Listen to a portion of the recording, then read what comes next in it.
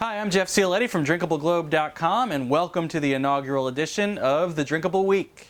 Hope I don't screw things up too badly.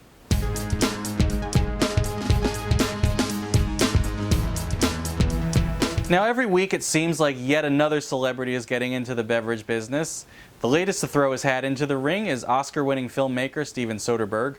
The Sex, Lies, and Videotape, Traffic, and Ocean's 11 director is introducing American drinkers to the Bolivian distilled grape spirit Singani. Soderbergh, who's also one of the creative forces behind the brilliant Cinemax series The Nick, first fell in love with Singani when he was in Bolivia filming scenes for his two-part Che Guevara biopic back in 2008. Soderbergh's brand is called Singani 63, and it's no coincidence that 63 also happens to be the year that he was born. A couple of years ago, Soderbergh announced he was retiring from filmmaking, so hey, maybe he's found his new calling. And speaking of South American spirits, there's some big news regarding Cachaça this week. Cachaça is the native spirit of Brazil, distilled from sugarcane juice, and it often gets compared with rum, though it is very much its own thing. Well, Bacardi Limited has announced that it is taking full ownership of Leblanc Cachaça. The global spirits giant previously owned a minority stake in Leblanc, but now it's acquiring the rest of it. But it should be business as usual for the brand, as Leblanc CEO Steve Lutman will still be in charge. And oddly enough, I've got another Cachaça tidbit for you in this edition. One of the curiosities at last week's Summer Fancy Food Show in New York City was a certain brand of Cachaça. Now, what makes this particular Cachaça so unique, you ask? Well, it's fully licensed by Playboy. Yes, that Playboy.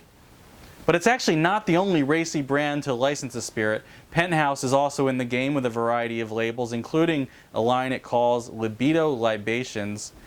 And I'm just going to move on from there. Okay, we're going to move out of Latin America and head over to Japan, sort of. And while I was in New York for the Fancy Food Show, I was fortunate enough to have dinner with some folks who market the Dasai sake brand. I want to give a shout out to Dasai and to sake in general, because damn it, why aren't more people drinking it in this country? Hopefully that'll continue to change, especially after the fermented rice beverage got an endorsement of sorts from the White House back in the spring. When President Obama hosted a state dinner for Japanese Prime Minister Shinzo Abe, the president toasted his esteemed guest with Dasai 23 Junmai Daiginjo sake, just like I'm toasting you right now. Kanpai! I'm Jeff Cioletti, and thanks for watching the Drinkable Week. I'd love to hear your feedback, so tweet me at Jeff Cioletti or Drinkable Globe. Also, a bit of a shameless little plug, my book, The Year of Drinking Adventurously, is available for pre-order at Amazon.com. It's due to drop on November 24th. And remember, grab the world by the glass.